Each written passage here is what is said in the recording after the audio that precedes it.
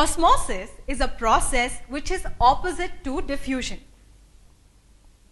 Let us conduct an experiment to understand osmosis. Fill 3 bowls half filled with water. Use the paper and pen to make a label for each bowl: salt, sugar and plain water. Next, you add salt to the water in the bowl labeled salt. Keep adding salt and stirring until no more will dissolve. Do the same with sugar in the other bowl. Carefully use the knife to cut 3 slices from the middle of the potato about 1/4 to half of an inch thick. The thinner you make the slices, the faster you will see results. Place 1 slice in each bowl. The slice in salt water seems to have wilted, getting very soft and flexible. The slice in sugar is also flexible, but probably not as much so. The slice in water is not wilted at all. In fact, it is even more rigid than it was when you put it in. The potato is made up of tiny living units called cells. Each cell is surrounded by a cell membrane. It keeps the parts of cell inside and keeps other things outside, protecting the cell. While this membrane can stop most things, water can pass through it. The water tends to move towards higher concentrations of dissolved chemicals. That means that if the water outside the cell is saltier than the water inside, water will move from the inside of the cell to the outside. That is what happened to the slice of potato in the salt water. As more and more of the cells lost water, the slice of potato became soft and flexible. The same thing happened for the sugar. When you put the potato into the plain water, the reverse happened. Water moved from the outside, where there was no salt or sugar, into the cell where there was some. This caused the cells to swell up, becoming very stiff. We will do another experiment to understand the process called osmosis. Take a large potato and remove the peel. Make a cavity in potato by scooping out the central portion. Fill the cavity with highly concentrated sugar solution. Keep the potato carefully in a beaker of water, taking care that it does not tilt or fall down. Add water to the beaker so that 3/4 of the potato is submerged in water. Mark the level of the sugar solution with a pin. After some time, the level of the sugar solution in the potato increases, and after some more time, it overflows into the beaker. In another experiment to understand the osmosis, take a thistle funnel and clean it thoroughly. Take an egg and put it in a beaker of dilute hydrochloric acid. The eggshell dissolves, leaving behind the egg.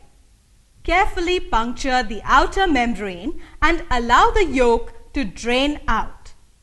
Take this membrane and tie this carefully to the mouth of the funnel. Fill the funnel with sugar solution, leaving some empty space in the funnel. Keep this preparation in a beaker full of water. Tie a small thread around the stem of the funnel to mark the level of sugar solution at the beginning of the experiment. Leave this on the table without disturbing. After some time, the water level in the stem of the funnel starts increasing.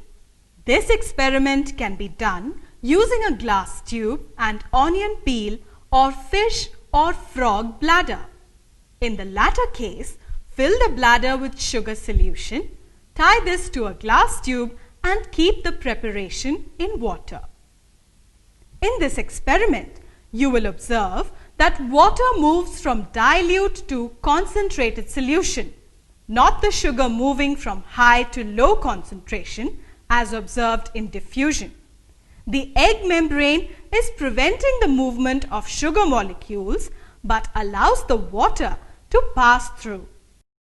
A membrane which allows only certain substances but not all the substances to pass through is called a semi-permeable or selectively permeable membrane.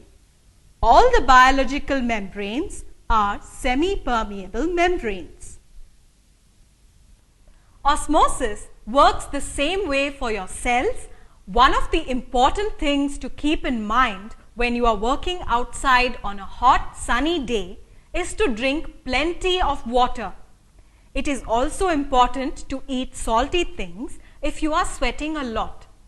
Sweating removes salt from your body, which can mess up the osmosis balance.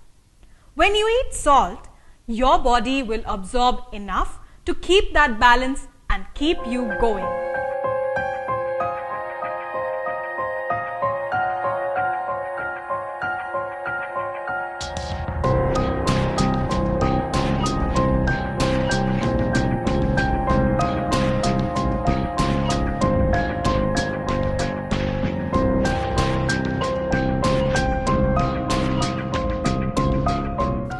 Looking at the image, we understand the movement of water from lower concentration to higher concentration, which is just opposite of diffusion. The passage of water across a semi-permeable membrane from a dilute solution to a more concentrated solution is called osmosis. A semi-permeable membrane allows passage of substances of certain concentration only. Let us examine the differences between diffusion and osmosis. Diffusion is a physical process, whereas osmosis is a physical and physiological process. In diffusion, semi-permeable membrane is not necessary, whereas in osmosis, semi-permeable membrane is necessary. Diffusion takes place in liquids and gases. Osmosis takes place only in liquids. In diffusion, movement of molecules is from lower concentration to higher concentration, whereas in osmosis, movement of molecules is from higher concentration to a lower concentration through a semi-permeable membrane. Keeping the processes of diffusion and osmosis in view, we shall study the transport of salts and sugar in the next lesson.